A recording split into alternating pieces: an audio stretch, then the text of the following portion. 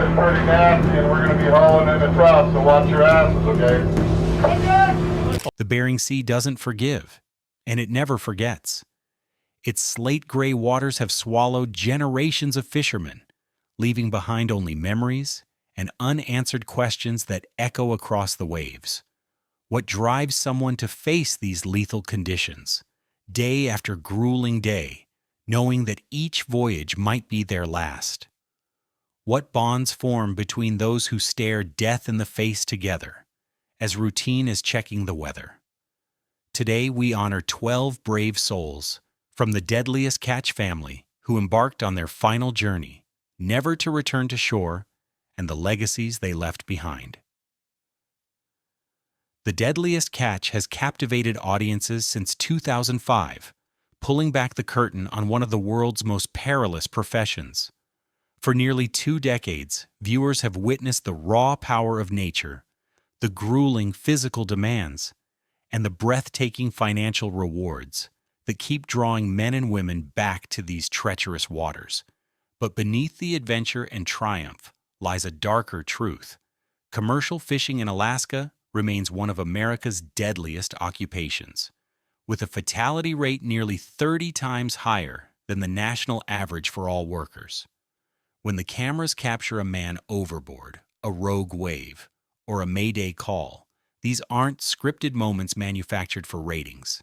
They're the visceral reality that every crew member faces each time they leave Dutch Harbor.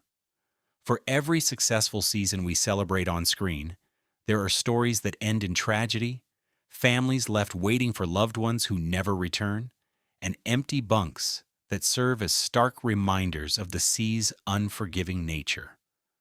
The 12 souls we're about to remember weren't just characters on a television show. They were fathers, sons, brothers, and friends whose lives were cut short in pursuit of the catch that defined them. Number 12.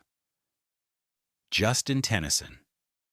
Justin Tennyson embodied the rugged spirit of Alaska's fishing community, a man who found his calling on the deck of the Time Bandit, where his ready smile and tenacious work ethic made him an instant fit with the Hillstrand crew. While not a longtime cast member, his impact on the tight-knit community of Dutch Harbor resonated both on and off camera. Born and raised in Alaska, Tennyson brought local knowledge and a natural affinity for the sea to his role. Before joining the Deadliest Catch fleet, he had already established himself as a reliable commercial fisherman in the region, moving between salmon and crab seasons, with the rhythm of someone born to the trade. His addition to the Time Bandit crew came after years of friendship with the Hillstrands, who recognized in him the resilience necessary to withstand the brutal conditions of the Bering Sea. On February 22, 2011, Tennyson was found unresponsive in a hotel room in Homer, Alaska. Just days after returning from a successful Apelio crab season, he was only 33 years old. While initial reports suggested he may have suffered complications related to sleep apnea, authorities later determined his death was due to complications of sleep apnea exacerbated by the physical strain of the fishing season. Though technically not at sea when he passed, his death came as a direct result of the physical toll taken during his final voyage, making his loss no less connected to the dangers of crab fishing. The Time Bandit crew honored Tennyson by flying their flag at half-mast during their next journey, and Captains Jonathan and Andy Hillstrand dedicated their subsequent season to their fallen crewmate. In a tribute that spoke volumes about his character, they recalled not just his work ethic, but his unfailing generosity, how he would give a fellow fisherman his last dollar if needed. "The Bering Sea takes in many ways," Captain Jonathan remarked in a somber moment. "Sometimes not while you're on it, but in what it does to your body after." Number 11. Tony Lara. Tony Lara was the embodiment of old-school fishing captains, a man who commanded respect not through intimidation, but through unmatched competence and quiet authority. As a relief captain for the Cornelia Marie following Phil Harris's death, he stepped into impossible shoes with humility and skill that earned him admiration from both crew and viewers alike. Lara's history with the Bering Sea stretched back decades before cameras ever captured his weathered face. He started as a deckhand in the 1980s, working his way up through every position until he earned the right to occupy the captain's chair. His knowledge of the Cornelia Marie was particularly intimate. He had actually helped build the vessel years before the show began filming, understanding every inch of her from the engine room to the wheelhouse. When the Harris family needed someone to guide the boat after Phil's passing, Tony was the natural choice, bringing stability during one of the crew's darkest chapters. On August 8, 2015, while attending a motorcycle rally in Sturgis, South Dakota, Lara suffered a massive heart attack in his sleep and passed away at the age of 50. Medical examiners pointed to the cumulative strain of decades at sea as a contributing factor. The irregular sleep patterns, extreme physical demands, and constant stress had weakened his heart over countless seasons. Though he died on land, doctors confirmed his passing was directly linked to the physical toll of his maritime career, particularly the recent high-stress seasons documented on camera. The Cornelia Marie crew marked his passing by casting a wreath of flowers into the Bering Sea at the start of the next king crab season. Jake Harris, who had found a mentor in Lara after losing his father, spoke of how Tony had taught us to keep going when the sea and life tried to break us. In a particularly moving gesture, his captain's chair aboard the Cornelia Marie was adorned with a small brass plaque reading simply, "The sea was his life, but his heart belonged to this crew." Number 10. Nick McGlashan. Nick McGlashan wasn't just a fixture on the Deadliest Catch, he was crab fishing royalty, a seventh-generation fisherman whose Alaskan native heritage connected him to these waters in ways that transcended mere profession. As deck boss aboard the Summer Bay, his expertise and leadership became critical to Captain Wild Bill Wichrowski's success. His quick thinking and intuitive understanding of the sea saving the vessel from disaster more than once. Born into a family where fishing wasn't just a job but a birthright, McGlashan first set foot on a commercial vessel at age 13. His great-uncle had been among the first to commercially harvest king crab in Alaska back in the 1940s, and the sea seemed woven into his DNA. On camera, Nick's technical brilliance was matched only by his unfiltered authenticity. He never hid his struggles with addiction, making his journey toward sobriety an inspiration for viewers battling their own demons. When sober, there was no more skilled mechanic or reliable crewmate in the entire fleet. On December 27, 2020, McGlashan was found unresponsive in a Nashville hotel room, having suffered what medical examiners determined was a toxic drug reaction after years of struggling with substance abuse. He was just 33 years old. While his death occurred on land, fellow fishermen and addiction specialists pointed to the brutal cycle of Bering Sea fishing, the physical pain that led to prescription medications, the adrenaline highs followed by crashing lows when back on shore, as factors that continually challenged his recovery. His passing illustrated the less visible dangers that can follow fishermen off the boat. The Summer Bay sailed the following season with a memorial flag bearing Nick's name, and Captain Wild Bill instituted a new policy of enhanced support for crew members struggling with addiction. In a poignant moment captured on camera, the typically gruff captain scattered some of McGlashan's ashes in Nick's favorite fishing spot, his voice breaking as he told the crew he knew these waters better than he knew himself. In some ways, he's finally found peace here. Number 9. Marlon Reyes. Marlon Reyes brought a contagious enthusiasm to the deck that made him stand out even among the colorful personalities of the Deadliest Catch fleet. As a versatile deckhand who worked aboard both the Seabrook and Cape Caution, his adaptability and unwavering reliability made him a valuable asset to any captain lucky enough to have him on crew. Unlike many in the fleet, Reyes didn't come from a long line of fishermen. Born far from the sea in Montana, he found his way to Alaska's crab industry through sheer determination, learning the ropes through trial and error while supporting a growing family back home. What he lacked in generational knowledge, he made up for with a work ethic that impressed even the most seasoned veterans. Off camera, Reyes was known for his role as a devoted father of five, whose phone calls home became a sacred ritual regardless of how exhausted he was after a shift. On July 27, 2020, just days after suffering a serious shoulder injury while working on a crab boat during the off-season, Reyes experienced a massive heart attack at his home in Whitefish, Montana. Despite being rushed to the hospital, he never regained consciousness and passed away at just 38 years of age. Medical experts linked his death directly to the physical strain of his maritime career. The injury had created a blood clot that, combined with the extreme cardiovascular stress of seasons at sea, ultimately proved fatal. The tributes from his fellow deckhands revealed the depth of connections formed in life-threatening conditions. In a touching gesture that spoke to the brotherhood of the Bering Sea, deckhands from multiple competing vessels served as pallbearers at his funeral. Several captains later revealed that they had quietly established a trust fund for his children. Captain Jake Anderson, who had worked closely with Reyes, later placed a small tribute flag on the deck where Mullen once worked, explaining to a new crewman, "This spot's seen a lot of pain, but no one made the work feel lighter than the man we lost." Number 8. Blake Painter. Blake Painter embodied both the brilliance and the burden of being a young captain in the merciless Bering Sea. As one of the youngest captains in the Deadliest Catch fleet when he took the helm of the FV Maverick, his natural intuition for finding crab was matched only by his fierce independence and uncompromising approach to the profession.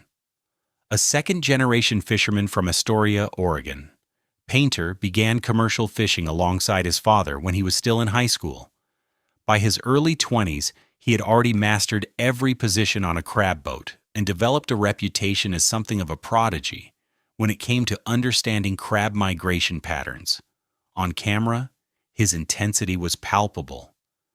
Blake approached fishing not just as a job, but as a calling, pushing himself and his crew to physical limits that sometimes concerned even veteran observers. His innovative fishing techniques often yielded spectacular results, though his willingness to take risks in dangerous conditions occasionally put him at odds with more conservative captains. On May 26, 2018, Painter was found deceased in his Oregon home by a concerned friend who hadn't heard from him in several days. He was only 38. Medical examiners determined he had suffered a fatal stroke related to hypertension and cardiovascular damage. Marine health specialists noted that the patterns of sleep deprivation and physical strain from his years at sea, combined with injuries sustained during particularly rough seasons, had accelerated the deterioration of his cardiovascular system. Though he died on land, doctors directly linked his passing to the accumulative physical trauma of his maritime career. The fleet honored him by initiating what became known as Painter's Pattern.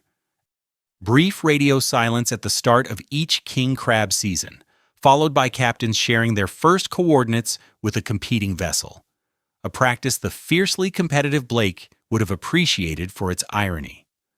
Fellow Captain Sig Hansen perhaps summarized Blake's legacy best. He showed us that the sea doesn't care how young or talented you are. It takes its toll on all of us, just at different speeds. Number 7. Captain Phil Harris. Captain Phil Harris wasn't just a fisherman. He was the beating heart of the Deadliest Catch, a larger-than-life personality whose authenticity and unfiltered approach to both life and camera made him the show's most beloved figure. As captain of the Cornelia Marie, his distinctive raspy voice and no-nonsense leadership style belied the deep compassion he held for his crew, especially his sons Josh and Jake, who worked alongside him. Harris began fishing at age 8 alongside his father, dropping out of school in ninth grade to fish full-time, a decision that would shape his entire life. By 21, he was already running a fishing boat, demonstrating an almost supernatural ability to locate crab when other vessels returned with empty pots. What made Phil extraordinary wasn't just his fishing prowess, but his willingness to share his vulnerabilities on camera. Viewers witnessed his struggles with health issues, his complicated relationship with his sons, and his attempts to balance the crushing responsibility of command with his own human frailties. On January 29, 2010, while offloading crab in St. Paul Island, Alaska, Harris suffered a massive stroke in the stateroom of the Cornelia Marie. Initially conscious and fighting with characteristic determination, he was airlifted to Anchorage, where he remained under medical care. Despite showing brief signs of improvement, complications arose, and on February 9, 2010, Phil Harris passed away at age 53, with his sons by his side. Though technically not at sea during his final moments, medical experts confirmed his stroke was the direct result of the extreme physical strain and stress of the fishing season that had just concluded. The outpouring of grief following Harris's death transcended the fishing community, with tributes arriving from across the globe. The Cornelia Marie sailed with a black flag the following season, and in perhaps the most meaningful tribute, his sons Josh and Jake continued their father's legacy aboard the vessel he loved. In a ceremony that brought hardened fishermen to tears, Phil's ashes were committed to the Bering Sea from the deck of the Cornelia Marie, returned to the waters that had defined him. As Captain Andy Hillstrand noted during the memorial, the sea doesn't just take, it also keeps. And it'll keep Phil's spirit out here with all of us who still make this journey. Number 6. Joe McMahon. Joe McMahon represented the unsung heroes of the Deadliest Catch, the production team who risked their own safety to capture the raw reality of crab fishing for viewers around the world. As a production associate who frequently embedded on vessels during filming, McMahon experienced firsthand the same dangers as the fishermen he documented, all while managing complex equipment in conditions that routinely destroyed cameras worth thousands. Unlike most production staff who rotated through assignments, McMahon had requested permanent placement on Bering Sea vessels, developing a particular affinity for the unique challenges of maritime filming. Colleagues noted his exceptional ability to anticipate dramatic moments before they happened, positioning cameras to capture the essence of crab fishing's triumphs and perils. Behind the scenes, he was known for his meticulous approach to maintaining filming equipment in the corrosive salt environment and for developing specialized weatherproofing techniques that became standard practice for the entire production team. On July 24, 2015, McMahon was lost overboard during rough weather while attempting to secure loose equipment on the deck of a support vessel near Dutch Harbor. He was 25 years old. Despite an immediate man-overboard response and an extensive Coast Guard search operation lasting several days, his body was never recovered from the churning waters.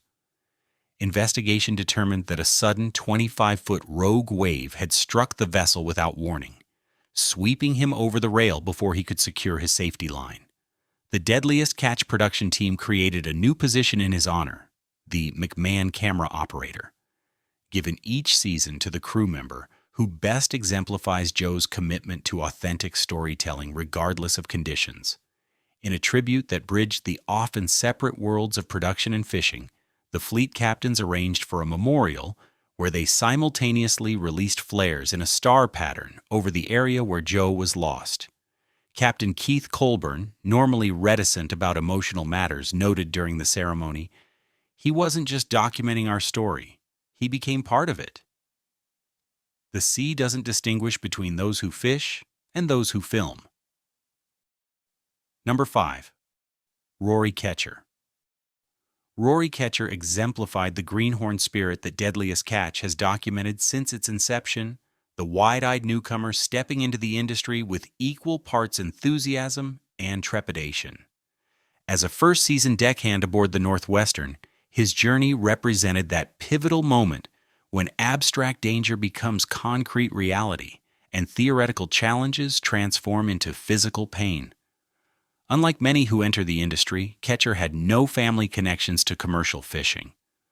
A former college athlete from Minnesota, he had been drawn to Alaska by stories of adventure and the prospect of earning enough in one season to fund his education for the remaining year. His athletic background made him physically prepared for the demands, but as experienced crabbers know, no prior training truly prepares someone for their first Bering Sea winter. On camera, viewers connected with his authentic reactions, the moment of genuine fear during his first 30-foot wave, followed by the hard-won pride when he successfully hauled his first solo pot. On October 12, 2017, during the chaotic first week of king crab season, Catcher was caught in a pot line while setting gear in heavy seas.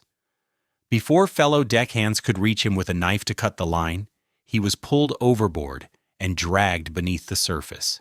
He was 24 years old. Despite immediate deployment of a life ring and the Northwestern executing a textbook man overboard protocol, the 38-degree water temperature gave him only minutes of consciousness. When his body was recovered by the vessel's crew 40 minutes later, resuscitation attempts proved unsuccessful. The Northwestern sailed with Catcher's family members aboard for a memorial service the following season, a rare honor that spoke to how deeply his brief time had affected the notoriously stoic crew. In a tradition dating back centuries, Captain Sig Hansen handed the family a sealed wooden box containing a navigation chart marking the exact coordinates of the incident, a compass, and a handwritten letter from each crew member. The Hansen family also established the Rory Catcher Safety Scholarship, funding specialized training for new entrants to the industry. As deck boss Edgar Hansen noted in a rare, emotional on-camera moment, the hardest lesson in fishing is that experience only comes after you need it most. Rory reminds us why we need to be teachers as much as workers. Number 4. Victor Littlefield. Victor Littlefield represented the deep multi-generational knowledge that forms the backbone of Alaska's fishing community. As captain of the Polar Sea, his methodical, science-based approach to finding crabs stood in stark contrast to the more instinct-driven styles of other captains, earning him respect even from competitors who found his by-the-book methodology occasionally frustrating. A third-generation Alaskan fisherman with formal education in marine biology, Littlefield brought an unusual perspective to the fleet. Where other captains relied primarily on experience and intuition, Victor supplemented his considerable inherited knowledge with data, water temperature readings, precise bottom composition mapping, and meticulous records of seasonal patterns dating back decades. Off-camera, he was known for mentoring young fishermen, particularly encouraging those with academic interest to see how science and traditional fishing knowledge could complement each other rather than conflict. On June 18, 2016, during a routine pot-setting operation for what was supposed to be a short supplemental Tanner crab season, a hydraulic line on the Polar Sea's launcher ruptured. The resulting pressure sent a block flying across the deck, striking Littlefield with catastrophic force. He was 46 years old. Despite the crew's immediate first aid efforts and an emergency Coast Guard medevac, he succumbed to his injuries while in transit to the nearest medical facility in Kodiak. The subsequent investigation revealed that the hydraulic system had been properly maintained. The failure was one of those random, unforeseeable mechanical betrayals that haunt commercial fishing. The fleet honored Littlefield by adopting his long-advocated sustainable harvest approach for one full season, voluntarily limiting their individual catches to 90% of their quotas, a practice he had championed as a way to ensure crab populations remained viable for future generations. His extensive research journals were donated to the Alaska Maritime Studies Program, where they continue to inform conservation policies. Perhaps most movingly, 5 competing captains pooled resources to purchase and retrofit a training vessel for the Kodiak Maritime Academy, named simply the Professor, in recognition of how Littlefield had changed their approach to a centuries-old profession. As Captain Sig Hansen noted during the vessel's christening, Victor showed us that respecting the sea meant understanding it, not just fearing it. Number 3. Chris Scambler. Chris Scambler embodied the modern reality of commercial fishing, the newcomer drawn not by family tradition, but by the siren call of adventure and financial opportunity showcased on television.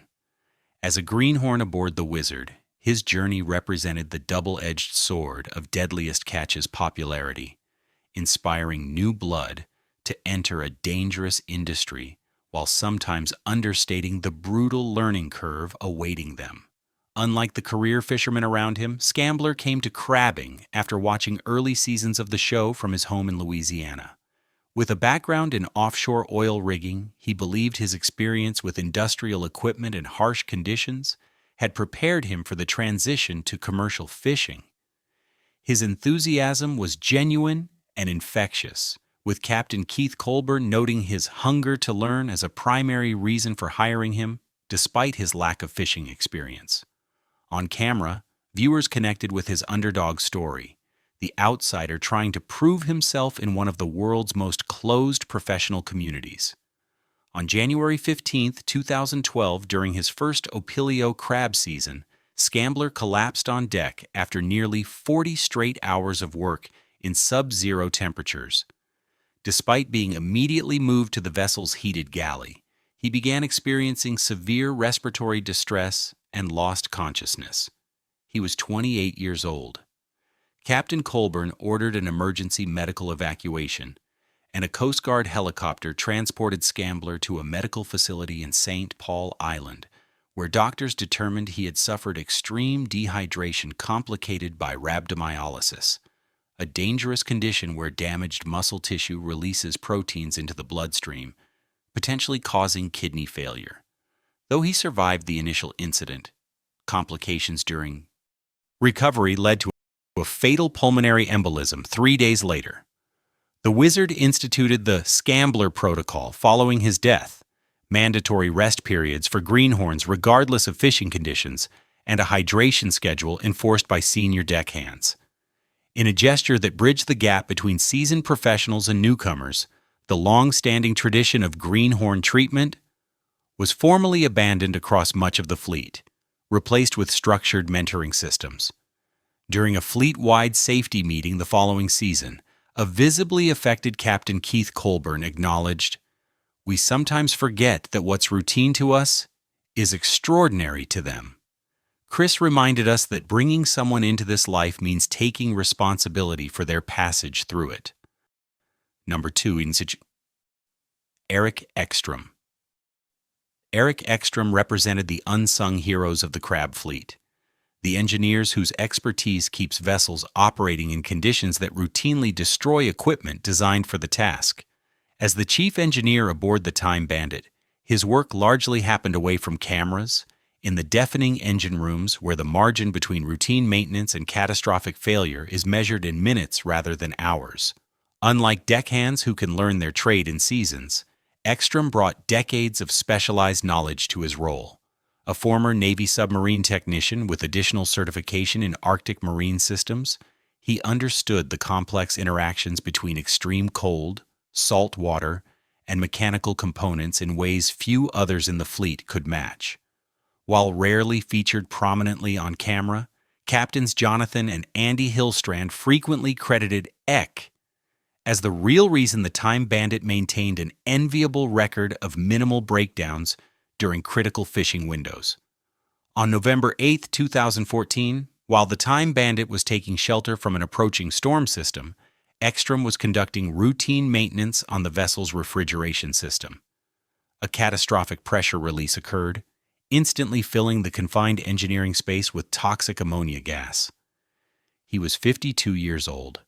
Despite the crew's immediate response with emergency breathing apparatus and the Coast Guard's rapid deployment of a rescue swimmer with medical training, Ekstrom suffered fatal respiratory damage before he could be evacuated to advanced medical care. The Time Bandits engineering space was subsequently renamed Ekstrom's office, with a bronze plaque detailing both his service to the vessel and recommendations that emerged from the safety investigation following his death. More broadly, his passing catalyzed fleet-wide changes to refrigeration maintenance protocols and the installation of improved gas detection systems across numerous vessels. The Hillstrand brothers, typically guarded about displaying emotion on camera, established an engineering scholarship at the Seattle Maritime Academy in his name. As Captain Jonathan later reflected during a rare, candid moment, "The guys on deck catch the crab, but engineers like Eric are why we all make it home. The sea takes the ones who make the impossible look routine because they're the ones still working when everyone else has stopped." Number 1. Robert Bobby Graves. Robert Bobby Graves embodied the perfect synthesis of old-school fishing tradition and modern safety consciousness that represents the best of Bering Sea crab fishing. As the Northwestern's deck boss for 7 seasons, his calm authority during chaos and methodical approach to managing risk made him Captain Sig Hansen's most trusted crew member and a steadying presence for younger deckhands still learning the unforgiving rhythms of the crab grounds. Graves came to commercial fishing after 8 years as a Coast Guard rescue swimmer, bringing a unique perspective on marine emergencies that profoundly influenced his approach to deck safety. His military background was evident in his communication style, precise, economical, and remarkably effective even in storm conditions, where normal conversation became impossible. On camera, his focus remained entirely on the task rather than his own image, with producers noting that in 7 years of filming, he never once played to the cameras or altered his behavior when they were present. On January 31, 2017, during the height of Apilio season, the Northwestern encountered a rogue wave estimated at over 40 feet while hauling pots in already dangerous 25-foot seas. The wave struck with such force that it buckled a section of rail and swept several unsecured crab pots across the deck. Graves, seeing a younger deckhand in the path of a sliding 800-pound pot, pushed the man to safety but was himself pinned against the sorting table with catastrophic force. He was 47 years old.